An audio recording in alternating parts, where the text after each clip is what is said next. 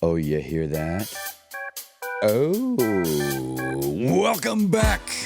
It's Around the NAL podcast, a proud affiliate of Inside the Walls Network. Oh, yeah. For Season 2, Episode 2, we're going to recap some brief history of the National Arena League. So teams like the Amarillo Dusters, Shreveport Rougarou, Wheeling Miners, and Beaumont Renegades can know a little about the league in its past. And the Columbus Lions can remember who they are. Today is December 21st, the first day of winter and shortest day of the year. But more importantly, it is now the weather season in which NAL football returns. That's right. The first regular season week is March 8 through 10, with the Omaha Beef traveling to face the Beaumont Renegades with a welcome to the NAL. The Amarillo Dusters travel to face the Shreveport Rougarou. That's Sunday, March 9th. The renewal of the rivalry of the Carolina Cobras and the Columbus Lions. Whew. I'm drooling over here. Wow, that's going to be fun. Then, for Monday Night Football, the Wheeling Miners will host an opponent to be named. The scheduling gods, a.k.a. Master Walkenhorst, will likely have that schedule adjustment out soon, so stay tuned. For our history lesson, to start, the Columbus Lions were members of the AIF in its last year back then, when they played the West Michigan Ironmen in the championship, in which they hammered the team with a hammer on its helmet. Why the West Michigan Ironmen aren't part of the NAL is beside me. Okay, back to history. The then owner of the Columbus Lions, Skip Sita, started a new league in which the Lehigh Valley Skyhawks also came over from the now defunct AIF. Other teams trickled in: the High Country Grizzlies, Dayton Wolfpack, Georgia Firebirds, Corpus Christi Rage.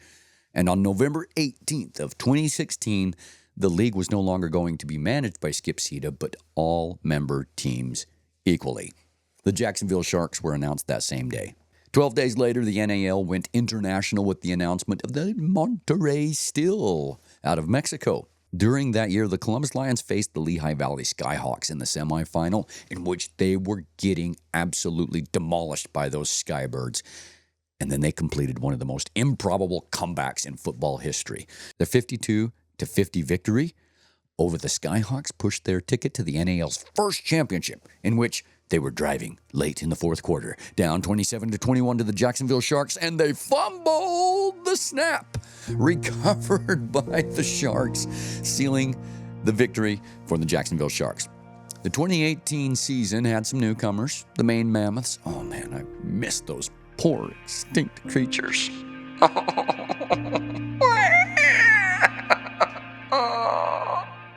The Massachusetts Pirates, arr, and your very own, the Carolina Cobras. The Monterrey Steel did not come back, blaming an earthquake in central Mexico. Okay, all right, well, but Carolina immediately made big-time waves, led by head coach Billy Back. They went 10-5 in the regular season, but proved they meant business in the playoffs, beating the Sharks in the semifinal 73-48. That kind of a blowout couldn't be reproduced in a championship, could it? The Columbus Lions rolled into town and got beat down like a freckle-faced, red-headed Annie under the dictatorship of Miss Hannigan. A 66-8 throttling. Wow. 2019 was an interesting year. The revival of the Orlando Predators, was the offseason highlight, and the inclusion of the New York Streets. Both teams had a really rough year. But the Carolina Cobras returned to the championship after a very, very close win against the Mass Pirates. 30-26 was the victory. They went to Jacksonville and seems to have the victory in the bag when Duran Pushoff-Nil, he may not have pushed off, but he caught a touchdown from Mike Faithful, sealing the 52-48 victory for the Sharks. We all know what happened in 2020. Everybody lost a season. But in 2021, due to the uncertainty of COVID regulations and attendance numbers and whatnot, the league announced to play only 8 regular season games. The Albany Empire were revived. The Mass Pirates were now part of the IFL. The Jersey Flight joined for that season. The Columbus Lions got back on track that year with the return of Mason Espinoza. Albany signed arena football legend Tommy Grady as their quarterback. Darius Prince is the go-to receiver, and Malachi Jones later joined the team later in the year, so they basically just bought a championship. Just kidding, they didn't. They had an amazing coach, a guy that I love and I want to give a hug every time I see, Tom Manos. Great guy. Love that man. Albany was great force to deal with, but Columbus was too. Columbus went 6-0 against all NAL teams that year, but 0-3 against the Albany Empire. And the championship was an incredible display of offense. As many of you know, the deuce rule, it came from the NFL, in which a team gets 2 points for kicking a kickoff through the uprights. If they miss and the ball goes over the end zone wall, the return team starts at their own 20, having only 30 yards to go to the end zone. During that championship game, the Empire had Craig the Leg Peterson, so each time they scored, he'd attempt the deuce. He missed the first 4. So Mason Espinoza and the Columbus Lions, on their first 4 offensive plays of the championship, had 4 straight 30-yard touchdown passes. Mason Espinoza's stat line on 4 offensive plays was 4 for 4, 120 yards, and 4 touchdowns. Incredible. But their defense, the Lions' defense, was gassed because their offense scored so quickly, and the Empire dink and dunk approach gradually got them down the field, and they still scored. In fact, I don't know if Columbus had a stop that entire game. Malachi Jones went off the hizzy. He had like 15 catches for nearly 200 yards, maybe 5 touchdowns. I don't remember, but it was a lot. Albany won Columbus 79-62, 141 total points scored in that game, the most ever in an NAL championship. Yeah, that was pretty cool. Okay, guys, you're getting a little bit loud. I can't even hear myself. Sorry, guys. 2022 saw a few changes. The Jersey flight took flight, but the league announced the San Antonio Gunslingers as an expansion team that many thought would not win a game that year, but toward the end of the season, they proved they could hang with anybody. Fred Shaw was their head coach. He caught on quickly as to how the league worked. He had Robert Kent throwing for him. They became a force at the end of the year. The Carolina Cobras had another good year that year, proving to be the only team that could beat the Albany Empire twice.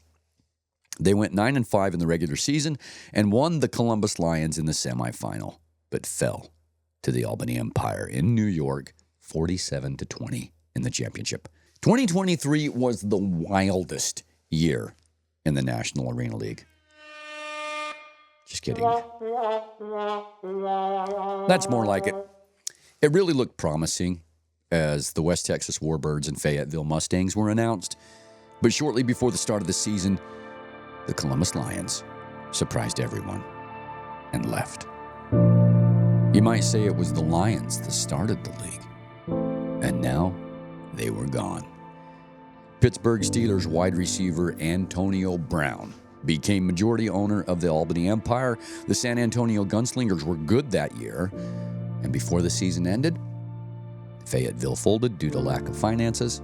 Albany Empire were removed due to a litany of problems with their owner.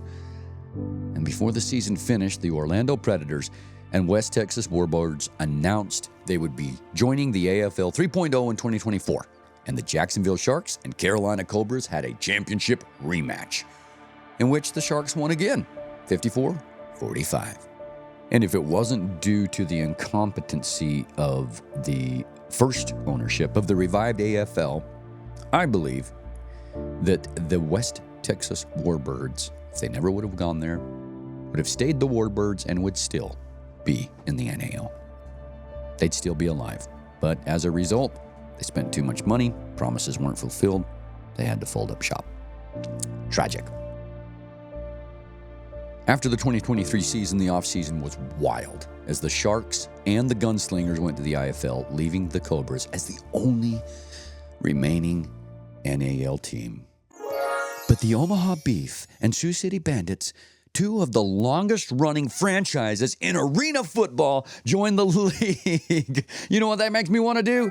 Oh, that's what it makes me want to do. Get it up, boys! The Omaha Beef and Sioux City Bandits come riding into the NAL, followed by the expansion Colorado Spartans, and coming from the AWFC, the Idaho Horsemen. Shut that. 3 other teams would join. 2 were removed before the 2024 season. The Oklahoma Flying Aces would not finish the year, but the championship between the Omaha Beef and Sioux City Bandits went into double overtime in the most intense football game I have ever watched in my life. I mic'd up the coaches and recorded the entire game and cut together a movie of it, 40 minutes in length. And the atmosphere in Omaha was absolutely bonkers. Go to the National Arena League YouTube channel and you got to watch that video. You got to watch the recap of last year's NAL championship. It is everything the NAL aims to be. Now, this year, as many of you know, the NAL is up to 10 teams. The Columbus Lions have returned. The Wheeling Miners have never lost in their existence. The expansion Beaumont Renegades and Shreveport Rougarou are destined to be heated rivals. The Colorado Spartans will play in Denver. The Amarillo Dusters are writing a new chapter in their history. The Idaho Horsemen are looking for a dramatic rebound. The Omaha Beef and the Sioux City Bandits have many of their squads returning. And the Carolina Cobras, like death and taxes, will always be there for you.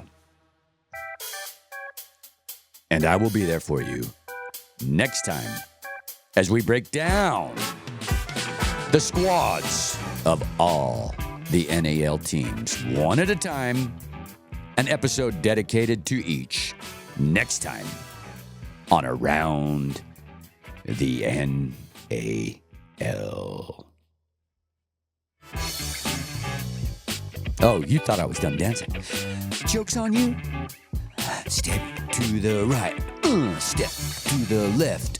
Join me next time on Around the NAL.